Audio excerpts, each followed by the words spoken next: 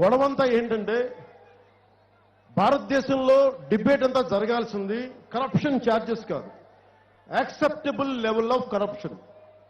ఎంత చేస్తే తక్కువ, ఎంత చేస్తే ఎక్కువ మీద గొడవ జరగాలి తప్ప ఓటుకి 500 రూపాయల నుంచి 1000 రూపాయలు 2000 తీసుకుంటున్న మనం కూడా కరప్షన్ గురించి మాట్లాడే హక్కు మనకు లేదు, కోల్పోయామా. ఈ మాట నేనంది కాదు, జగన్కి ప్రచారకర్తగా పనిచేసిన ప్రశాంత్ కిషోర్ అనే వ్యక్తి ఆయన మాట్లాడుతూ బీహార్లో ప్రజలు 500 రూపాయలు ఓట్లు తీసుకుంటా ఉంటే, ఓటుకు 500 రూపాయలు తీసుకుంటే నాయకులు హరిశ్చంద్రులు వస్తారని ఆయన అడిగాడు. మరి అలాంటి వ్యక్తి చేసి పెట్టాడు జగన్కి, అది వేరే సంగతి అనుకోండి. ముఖ్యంగా యువతకి మీరు ఆలోచించాలి. నాలాంటి వాడు నిజాయితీగా వచ్చి పోరాడదాం, డబ్బులు లేకుండా పోరాడదామంటే 500, 1000 రూపాయలు, 1500 కరప్షన్ కింద కూడా అనుకోవట్లేదు ప్రజలు. కరప్షన్ పని చేయరు ఎవరు, అవినీతి అంటే ఎవరు చేయరు. మీరింత దోచేస్తున్నారు కాబట్టి రాబిన్హుడ్ న్యాయంలాగా మాకు కూడా కొంత ఇవ్వండి. నేను దాన్ని రాబిన్హుడ్ న్యాయంగా చూస్తున్నా. కాకపోతే నేను మీ దగ్గర నుంచి నేనేం దోచుకోను, అందుకే నా దగ్గర మీకు ఇవ్వడానికి నా దగ్గర డబ్బులు లేవు ఓట్లకి. కానీ మీకు నేను ఇవ్వగలనంటే మీ భవిష్యత్తు కోసం నిలబడగలను. నేను మీ భవిష్యత్తు కోసం ఏం చేయగలను నేను.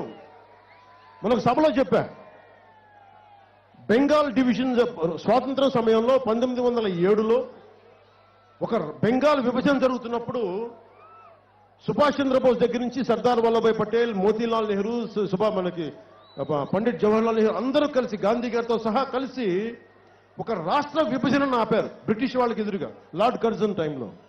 అదే ఒక దేశం విడిపోతుంటే పాకిస్తాన్, ఇండియాగా ఎవ్వరూ మాట్లాడలేకపోయారు. దానికి కారణం ఎందుకని సర్దార్ వల్లభాయ్ పటేల్ని అడిగితే, ఒకటి మాకు వయసులు వచ్చేసినాయి, పోరాట పటిమ తగ్గిపోయింది, జైల్లో నలిగిపోయాం, కొత్త యువతరాన్ని మేము పెంపొందించుకోలేకపోయాం, బలమైన యువ నాయకత్వాన్ని పెంపొందించుకోలేకపోయాం. దీనివల్ల వచ్చిన సమస్య. నేను 247కి మన ముఖ్యంగా ఇక్కడున్న యువతలో నుంచి బలమైన నాయకత్వం రావాలి. కేవలం నేను అధికారంలోకి రావడం ఒకటే నా అంతిమ లక్ష్యం కాదు.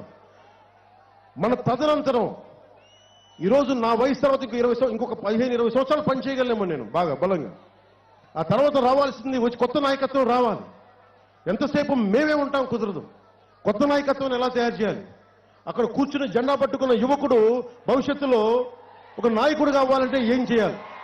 ఎలాంటి ఉత్సాహం ఇవ్వాలి? అక్కడ కూర్చున్న ఒక ఆడపడుచు బలంగా గళమెత్తాలి జరుగుతున్న అన్యాయానికంటే వాళ్ళకి ఎలాంటి పోరాట పట్టు లీడర్షిప్ స్కిల్స్ కావాలి. నేను ఇట్లా ఆలోచిస్తా ఉన్నా.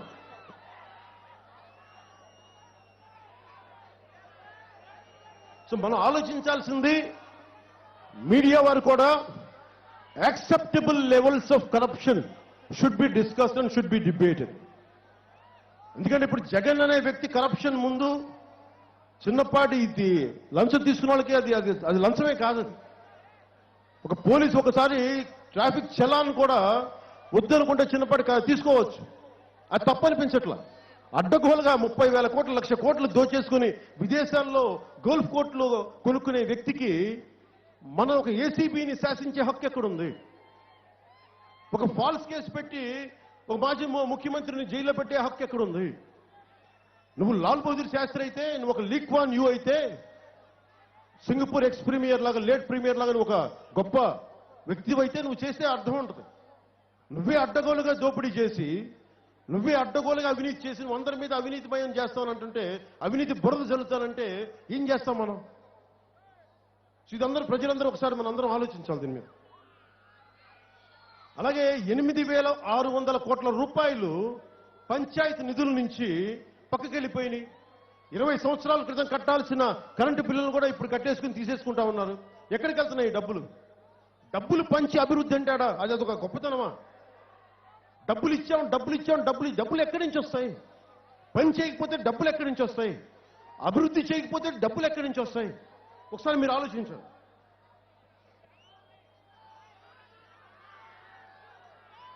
మన 4 మండలాల సంగతే తీసుకుంటే, ముఖ్యంగా మన చేనేత భరోసా కింద 24,000 ఇచ్చారని చెప్తా ఉన్నారు. 900 చేనేత సహకార సంఘాల్లో ఆప్కో బాకీ ఉన్నది దాదాపు 120 కోట్ల రూపాయలు. అవి రావు. అలాగే చేనేత ఇంతమంది చనిపోతా ఉన్నారు. కళంకారీ కార్మికులు అధోగతికి పాలవుతా ఉన్నారు. అలాగే మత్స్యకార భరోసాకి మేము ఇచ్చేస్తామని చెప్తా ఉన్నారు.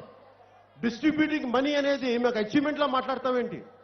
డెవలప్మెంట్ చేయి, దోహదపడ అభివృద్ధికి. ఎకనామిక్ ప్రాస్పెరిటీ ఎక్కడ? ఆర్థిక అభివృద్ధి ఎక్కడ? ఆర్థిక ఎదుగుదల ఎక్కడ? మీరు ఆఖరికి మత్స్యకార భరోసా అనేది 20 లక్షల మంది లబ్ధిదారులకి మత్స్యకారుల భరోసా ఇస్తామని చెప్పిన వ్యక్తి చివరికి అది 1,00,000 మందికే చేరుతుంది. 20 లక్షల మంది ఎక్కడ? 1,00,000 మంది ఎక్కడ? నిజంగా మత్స్యకార భరోసా ఇవ్వాలి సంపూర్ణంగా అంటే 20 లక్షల మందికి ఇవ్వాలి. కానీ ఇస్తుంది 1,00,000 మందికి. 1,00,000 మందికి. ముఖ్యంగా ఇక్కడున్న పెడ నియోజకవర్గంలో మత్స్యకార సోదరులందరికీ చెప్తా ఉన్నా, మీరు ఒకసారి ఆలోచించండి. నేను మీ భవిష్యత్తును దృష్టిలో పెట్టుకొని మీకు ఆఫ్ సీజన్లో మీకు దాదాపు 10,000 రూపాయలు వచ్చేలాగా నేను భవిష్యత్తులో ప్రభుత్వంతో కూర్చొని మన ప్రభుత్వంతో కూర్చొని మీకు వచ్చేలాగా ఏర్పాటు చేయాలి.